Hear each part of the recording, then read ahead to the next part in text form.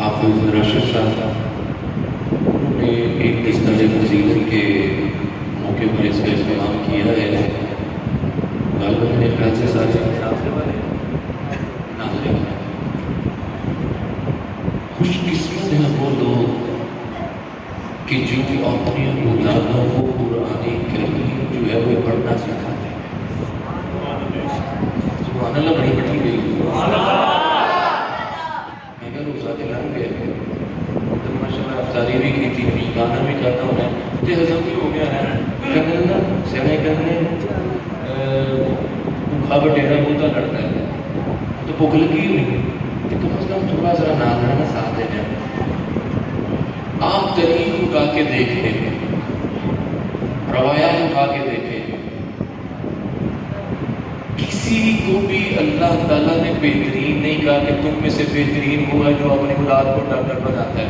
کہیں پہ آیا؟ کہیں پہ آیا نہیں ہے. تم میں سے بہترین وہ شخص ہے جو اپنی اولاد کو وکیل بناتا ہے. آیا نہیں آیا. لیکن میرے محبوب حضرت عثمان غنی رضی اللہ تعالیٰ عنہ فرماتے ہیں کہ میرے محبوب ارشاد نے ارشاد فرمایا کہ تم میں سے بہترین ہے وہ شخص جو قرآن سیکھتا ہے اور دوسروں کو سکھاتا ہے. تم میں سے بہترین شخص ہے وہ جو قرآن کو سیکھتا ہے اور سکھاتا ہے. کہیں بھی یہ نہیں کہا کہ بھئی تم میں سے بہترین وکیل ہے, ڈاکٹر ہے, انجینئر ہے, کوئی پائلٹ ہے. نہیں, فرمایا کہ تم میں بہتر وہ ہے اور رہے گا کون؟ فرمایا جو قرآن سیکھتا ہے اور لوگوں کو سکھاتا ہے.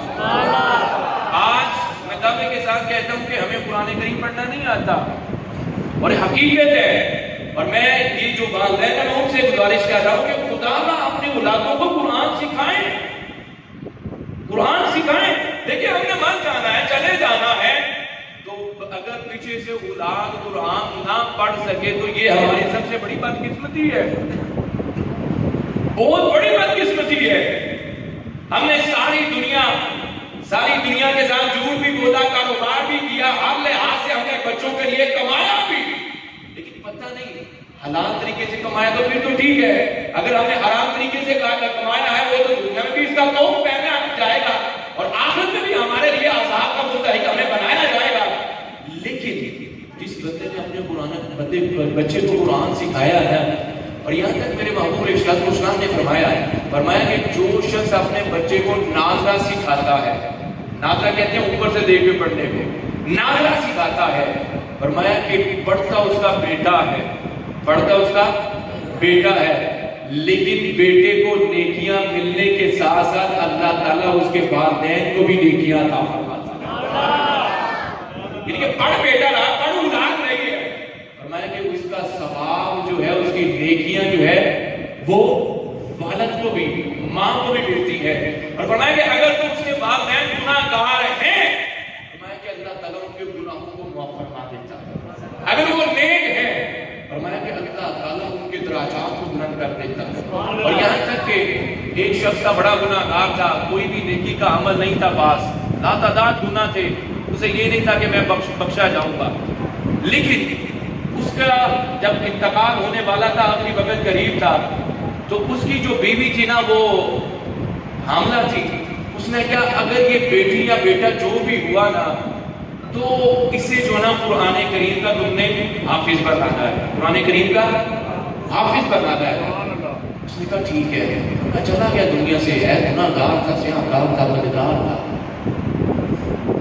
جب چلا گیا تو بیوی کے ہاں بیٹے کی ولادت ہوئی, تھوڑا بچہ لڑکپن میں آیا, چلنے پھرنے کے قابل ہوا, بولنے کے قابل ہوا. اب اس کے باپ کو قبر میں عذاب ہو رہا تھا, لیکن جب اس کا بیٹا پہلے دن مسجد میں گیا امام کے پاس, تو اس نے پہلے دن جا کے جو پڑھا نا بسم اللہ الرحمن الرحیم, کیا پڑھا؟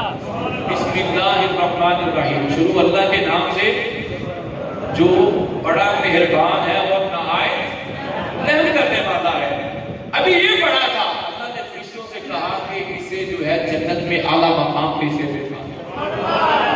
باپ گناہگار تھا, عذاب میں مبتلا تھا, لیکن جو ہی بچہ جوان ہوا، تھوڑا سا پڑھنے کا قابل ہوا، اب اس وصیت کے مطابق اس کی بیوی جو ہے اپنے بیٹے کو لے کر جو ہے مسجد میں امام کے پاس گئی۔ اب امام نے کیا کیا؟ پہلا سب سے پہلے شروع کروایا بسم اللہ الرحمن الرحیم۔ اللہ نے کیا کہا؟ اللہ نے فرشتوں سے کہا کہ اسے جو ہے جنت میں اعلیٰ مقام پر جو ہے فائز کر دو۔ فرشتے کہنے لگے یا اللہ اس کی تو نیکی کوئی نہیں ہے، یہ تو گناہ گار تھا، اسے تو عذاب ہو رہا ہے، ہم کون سی نیکی اتنے دیر بعد جو ہے اس کی آ گئی ہے؟ تو اللہ نے کہا کہ آج اس کا بیٹا جو ہے وہ پڑھنے کے قابل ہوا ہے، اس نے مسجد میں جا کے صرف یہ پڑھا ہے بسم اللہ الرحمن الرحیم۔ میں کہ اب مجھے حیات یہ ہے کہ میں اس کو دوزخ میں عذاب دوں، میں کہ اسے جو ہے جنت میں اعلیٰ مقام عطا فرما دو۔ اور یہاں تک حضرت آج ہمارے یہ اصل میں ہمارا قصور ہے، اگر ہمارے بچے اس طرف نہیں آتے، جو اچھا بچہ صحیح بچہ ہوتا ہے نا اسے کہتے ہیں اسے ڈاکٹر بناؤ یار، اسے انجینئر بناؤ۔ اور یہاں تک یہ حقیقت بھی ہے، آپ کلاس روم میں بیٹھے ہوئے نا، جو دنیا دار جو دنیا کی دنیاوی تعلیم دینے والے ہیں، وہ اگر کلاس میں کہے نا بیٹا تم نے کیا بننا ہے، وہ کہے گا انجینئر بننا ہے۔ دوسرے کو پوچھے گا بیٹا تم نے کیا بننا ہے، وہ کہے گا میں نے پائلٹ بننا ہے۔ تیسرے کو بولے وہ کہے گا میں نے ڈاکٹر بننا ہے۔ یعنی کہ ڈاکٹر، انجینئر اور پائلٹ پیدا ہو رہے ہیں، ہم بنا رہے ہیں، لیکن کبھی کسی بھی کلاس میں کبھی کسی بچے نے یہ ہاتھ اٹھا کے نہیں کہا کہ میں نے عالم دین بننا ہے۔ کیوں نہیں کہا؟ اس میں ہم سب کا ہاتھ ہے۔ ہم نے کبھی عالم دین کی قدر نہیں کی، ہم نے اپنے امام کی قدر نہیں کی۔ پیر ایسا ہو جو جناب 40 دن نہائے نا، ہم اس کے ہاتھ بھی چھوٹتے ہیں، پیر بھی چھوٹتے ہیں۔ اور جو ہمارے بچوں کو نماز جنازہ سکھائے، قرآن سکھائے، جو 5 وقت نماز پڑھے، جو ہماری بیٹیوں کے نکاح بھی پڑھائے، ہم اس کے ہاتھ نہیں چھوٹتے، ہماری اس کے پیچھے نماز نہیں ہوتی۔ لیکن ہونا یہ چاہیے تھا۔ ہمارا سوال کیوں شروع ہوا ہے؟ ہمارا سوال اسی لیے شروع ہوا ہے، ہمارے بچوں کو تربیت یہ دی جا رہی ہے کہ بیٹا تم نے ڈاکٹر بننا ہے، تم نے انجینئر بننا ہے، تم نے وکیل بننا ہے، تم نے سائنسدان بننا ہے، لیکن ہم نے کبھی بچے کو یہ نہیں کہا کہ بیٹا تم نے عالم دین بننا ہے۔ اگر ہماری یہ تربیت ہو تو بچے ہاتھ اٹھا کے کہیں کہ ہم نے جو ہے وہ عالم دین بننا ہے۔ تو قرآن کی بڑی برکات ہے، اور قرآن میرے محبوب علیہ السلام کا فرمان ارشاد ہے، فرمایا کہ جس نے قرآن کریم کو یاد کیا، حافظ قرآن کا تو ایک الگ چیپٹر ہے، فرمایا کہ جس نے اپنے بچوں کو قرآن حفظ کروایا، فرمایا کہ وہ اپنے خاندان میں سے 10 لوگوں کو جنت میں لے کے جائے گا۔ اسی نا بڑا خوشی دے مارے ٹہل لے گا جو ساڈا بچہ فرمان جاتا نا، وہ ہو ساڈے 10 بندیاں دا جڑا نا جنہاں تے جنم واجب ہو چکی ہوگی، انہاں کو جناب سب جنت وچ لے کے جائے گا۔ لیکن وہ پتہ کس کے لیے ہے؟ ہم نے ساروں نے حدیث سن رکھی ہے، وہ اس کے لیے ہے، آگے پوری حدیث ہم نے کبھی سنی نہیں ہے۔ حدیث پوری یہ ہے کہ وہ حافظ قرآن جس نے اس قرآن کریم کی حلال کردہ چیزوں کو حلال جانا اور حرام کردہ چیزوں کو حرام جانا، اور اس قرآن کو پڑھتا رہا، یاد رکھا، فرمایا کہ وہ اپنے خاندان کے 10 لوگوں کی شفاعت کرے گا۔ لیکن ہمارے حافظ جو ہوتے ہیں نا، وہ آج کل تو جناب گلی گلی میں اکیڈمی کھل گئی ہے، آؤ جناب بچے کو جو ہے نا وہ حفظ کرائیں، 3500 روپیہ فیس۔ اور یاد رکھیں جب قرآن کریم کی تعلیم کے بارے میں پیسے کی کمائی کی باری آ جائے تو وہ اس پڑھائی میں برکت نہیں رہتی۔